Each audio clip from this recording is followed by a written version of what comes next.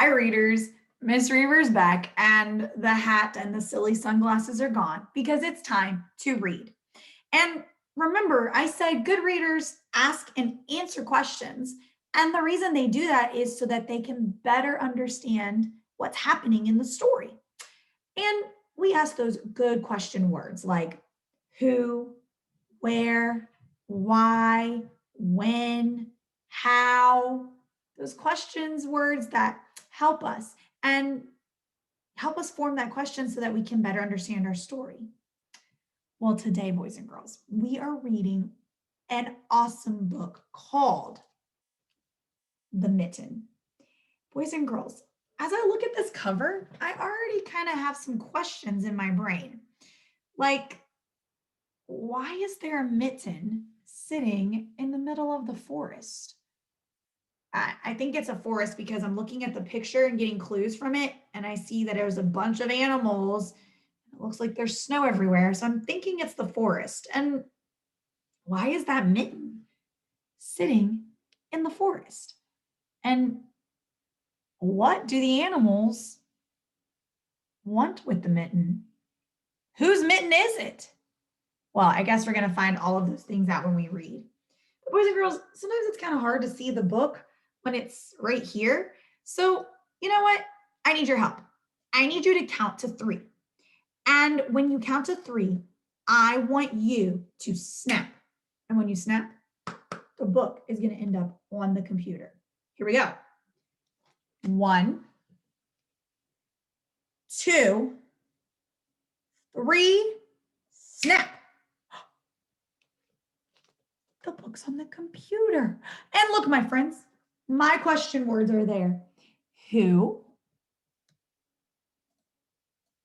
what, when, where, why, and how. So Miss Reaver's already asked some questions, I'm being a reporter, about what this book is about. But as we keep on reading, my friends, there may be some questions inside. And we can't just ask the questions to understand the story better. We got to also make sure we answer questions that help us understand that story better. So let's read the book, The Mitten. Once there was a boy named Nicky who wanted his new mittens made from wool as white as snow. Okay, the question here says, who is making Nicky's mittens? Boys and girls, the words didn't tell us. Oh, but you know what?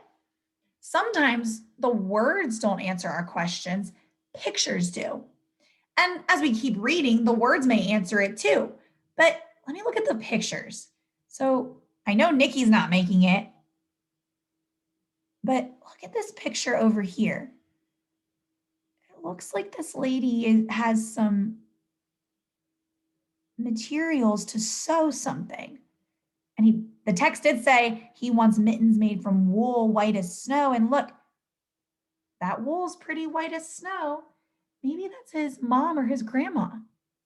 So maybe it's Nicky's grandma or mom. And maybe as we keep reading, we can answer this question some more. At first, his grandmother, Baba, did not want to knit white mittens. Boys and girls, that just answered our question of who is making Nicky's mittens. So we looked at the picture and we figured it's either his mom, his grandma, someone, but now the text told us. At first, his grandmother, or he calls her Baba, did not want to knit white mittens. So it's Baba who is making his white mittens. Oh, wow, look, we answered that question. If you drop one in the snow, she warned, you'll never find it. But Nicky wanted snow white mittens, and finally Baba made them. Here's a question, boys and girls. Why would Nicky not find the mittens in the snow if he dropped them? Oh, well, I know that snow is white, and it says right here that Nicky wanted snow white mittens. So if he drops them, he's not going to find them because it's the same color as the snow. Oh, that makes sense why Baba doesn't want to make them for him. You see how answering that question helped me better understand why Baba doesn't want to make it for him? It's because she's scared he's going to lose all her hard work. But she's making it anyway. After she finished, she said, "When you come home first, I will look to see if you are safe and sound. But then I will look to see if you still have your snow white mittens." So off Nicky went, and it wasn't long until one of his new mittens dropped in the snow and was left behind. Boys and girls, he hasn't even barely left, and his mitten already fell to the ground. Oh my goodness. Hey, that makes me think of a question.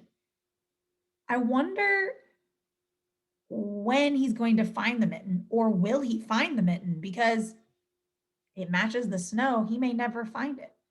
Will he find that mitten? And where will he find it? When will he find it? A mole, tired from tunneling along, discovered the mitten and burrowed inside. It was cozy and warm, just the right size, so he decided to stay. Here's another question. Why did the mole want to stay in the mitten? Hmm. Well, I'm going to go back to the words, the text, and it says a mole tired from tunneling. So he's been tunneling all day, he's been working hard, discovered the mitten and burrowed inside, right? And why did he want to stay in the mitten? Because it was cozy and warm and just the right size. So he decided to stay. Oh, boys and girls, when he's tunneling, he's in the snow, and the snow's really, really cold. So I bet not only is he tired, but he is cold and ready to snuggle. And it says right here that the mitten was cozy and warm and just the right size. So, why did the mole want to stay in the mitten? Because it was cozy and warm. I would want to stay in it too.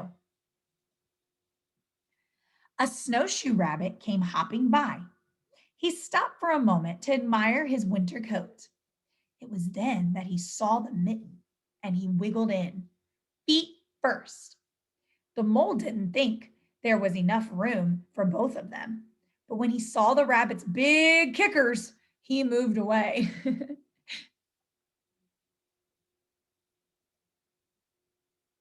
Next, the hedgehog came snuffling along. Having spent the day looking under wet leaves for things to eat, he decided to move into the mitten and warm himself. The mole and the rabbit were bumped and jostled, but not being ones to argue with someone covered with prickles, they made room. Goodness gracious. They can all fit in that mitten? Oh, wait, look, there's a question. Who do you think is going to get in the mitten next? Well, the book doesn't tell us, the words didn't tell us the text, but oh, I remember we can also use the pictures to help us answer questions. So I'm looking and oh, hey, look, it looks like an owl is flying in. Oh, so maybe the owl is going to get in the mitten next. Let's keep reading and see if that answers that question. As soon as the hedgehog disappeared into the mitten, a big owl, attracted by the commotion, swooped down. When he decided to move in, also, the mole, the rabbit, the hedgehog grumbled. But when they saw that owl's glinty talons, they quickly let him in. So, yeah, boys and girls, it was the owl. So, the owl did get in the glove. So, he was the next one to get into the mitten, I should say, not the glove. Oh, we have another question. Why do the animals make room for the owl? Oh, I remember reading something about it, but I forget. And that's okay. We can go back to the text. So, let me go back to the words. As soon as the hedgehog disappeared into the mitten, okay, the owl came back. He swooped down when he decided to move in. The mole and the rabbit, the hedgehog grumbled. Oh, look, oh, look. But when they saw the owl's glinty talons or his claws, they quickly let him in. Oh, so why did the animals make room for the owl? because they saw his big claws and they thought, I don't want to get hurt, so I'm going to let him in. Up through the snow appeared a badger. He eyed the mitten and began to climb in. The mole, the rabbit, the hedgehog, and the owl were not pleased. There was no room left. But when they saw his diggers, they gave in. Oh my goodness. Look at how many animals are in that mitten. That makes me, I want to ask a question. How are they all fitting in that mitten? Oh my goodness.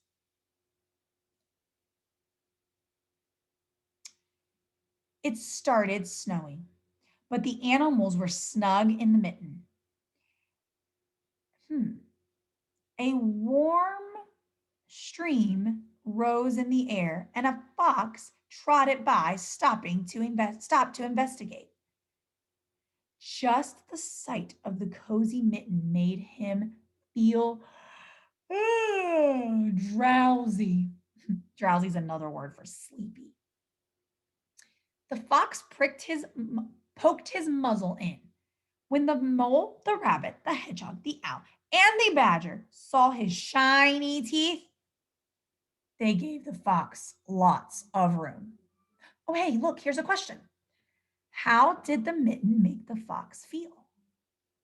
Oh, I remember it said when he saw the mitten, it made him feel,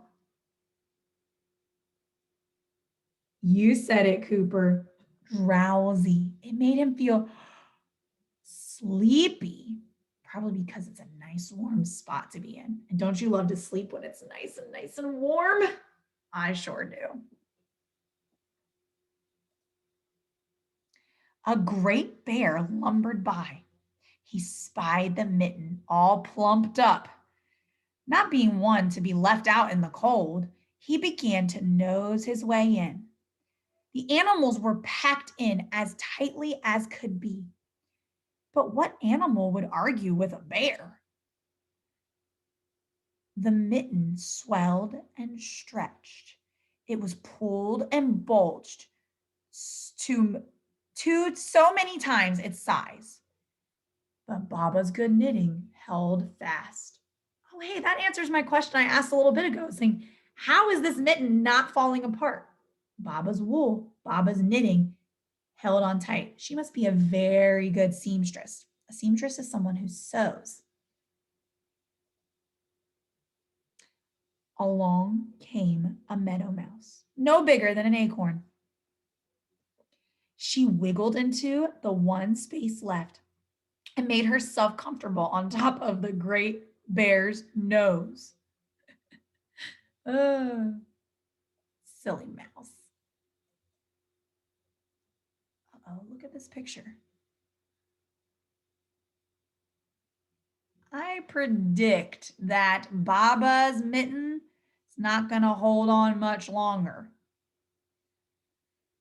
The bear, tickled by the mouse's whiskers, gave an enormous sneeze. Ah, ah, achoo! The force of the sneeze shot the mitten into the sky and scattered the animals in all directions. Oh, wait, what's this question? What caused all of the animals to fall out of the mitten? Boys and girls, I think you should answer this one. What did the text tell us? That's right. I heard you, Valerie. What caused all of the animals to follow the mitten was a bear's sneeze. Oh my goodness. That mitten held them all until that big force of a sneeze. On his way home, Nicky saw a white shape in the distance. It was the lost mitten, silhouetted against the blue sky. So wait, here's a question. It says, where did Nicky find the mitten? The book tells us he saw it in the blue sky. What a lucky boy. What a lucky boy. He found it because it was in the blue sky. So the white stood out.